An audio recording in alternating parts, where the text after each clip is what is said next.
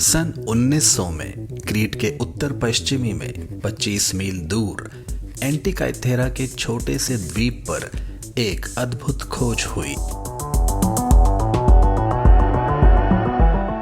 इस छोटे द्वीप के तट के पास एक डूबा हुआ ग्रीक गैली मिला। कुछ मछुआरों और स्पंज ड्राइवर्स ने इसके माल, जिसमें संगमरमर, मिट्टी के बर्तन और अन्य वस्तुएं शामिल थी, इनको निकालने में सफलता प्राप्त की। लेकिन इसके अलावा भी एक ऐसी वस्तु थी जिसका उपयोग अज्ञात था।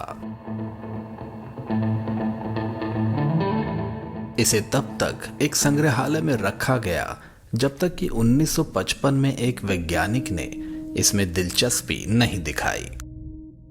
उन्होंने पाया कि यह एक जटिल यंत्र था जिसमें कॉगव्हील एक दूसरे में फिट होते थे। उस पर बने बारीकी से विभाजित गोलाकार और प्राचीन ग्रीक में अंकित शिलालेख स्पष्ट रूप से इसके कार्य से संबंधित थे।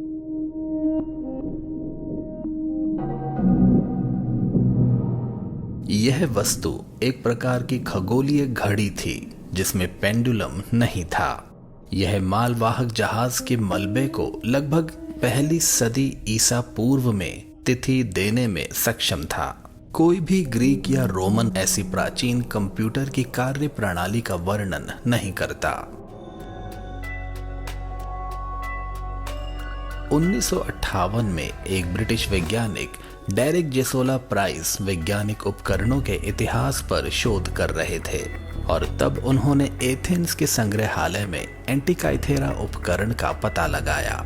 इस उपकरण की जटिलता को देखकर वे कहते हैं कि इस उपकरण जैसा कुछ और कहीं संरक्षित नहीं है और इसकी तुलना में कोई प्राचीन वैज्ञानिक ग्रंथ या साहित्यिक संदर्भ ज्ञात नहीं है। प्राइस ने माना कि ऐसी जटिल गियर प्रणाली पहली बार 1575 में बनी एक घड़ी में थी। प्राइस ने एक दशक से अधिक समय तक इस मशीन के टुकड़ों का अध्ययन किया और 1971 में ग्रीक एटॉमिक एनर्जी कमीशन द्वारा इसके एक्सरे फोटो खिंचवाए। प्राइस ने एक लेख में इस कंप्यूटर का वर्णन किया है। एंटिकाइथेरा निसंदेह रूप से खगोल विज्ञान से संबंधित एक मशीन थी जिसके टुकड़ों को जोड़ा गया, जिससे मशीन की प्रकृति और उद्देश्य का एक स्पष्ट विचार सामने आया और उन मुख्य पात्रों का भी जो उस पर लिखे गए थे।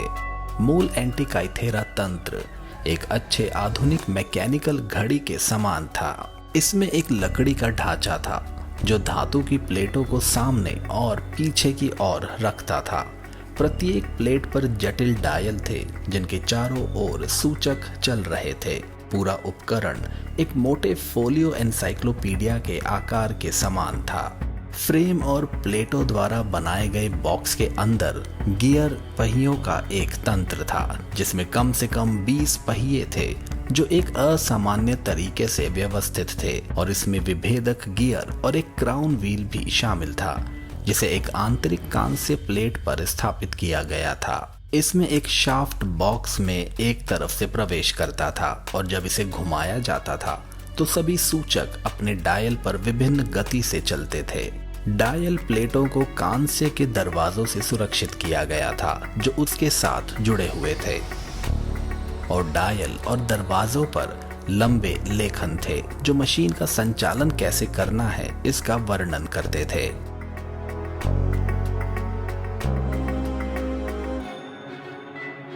यह प्रतीत होता है कि यह वास्तव में एक ऐसा गणना करने वाला यंत्र था जो सूर्य और चंद्रमा की गति को प्रदर्शित कर सकता था और शायद ग्रहों की भी।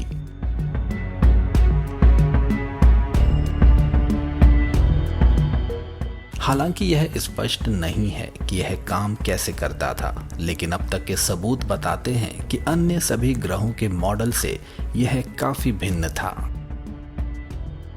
यह पूरी तरह से अंकगणितीय बेबीलोनी विधियों का एक यांत्रिक रूपांतरण था। बस निर्देशों के अनुसार डायल को पढ़ा जाता था और डायल पर अंकित लेखों से यह संकेत मिलता था कि किसी भी दिए गए समय पर कौन से घटनाक्रम होंगे।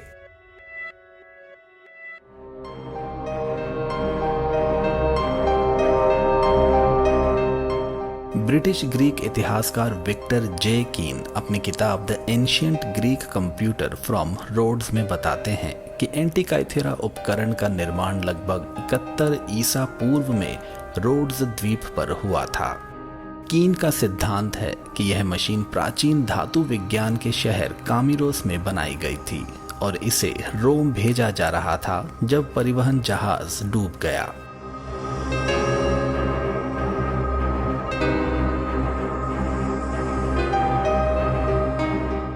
एंटिकाइथेरा यंत्र ने इतिहासकारों को यह दिखाया है कि प्राचीन दुनिया में वास्तव में एक उन्नत विज्ञान था जिस पर हमने पहले पर्याप्त ध्यान नहीं दिया। राम साम्राज्य, ओसिरिस और एटलांटिस की कथाओं के अनुसार प्राचीन अतीत एक ऐसा संसार था जहां एकाकी क्षेत्र में जटिल मशीनरी, बिजली और धात्विक विज्ञान मौजूद थे। लेकिन जाने अनजाने इतिहास नष्ट हो चुका है और यही सब ग्रीक दार्शनिक सोलोन ने प्लेटो को भी बताया था।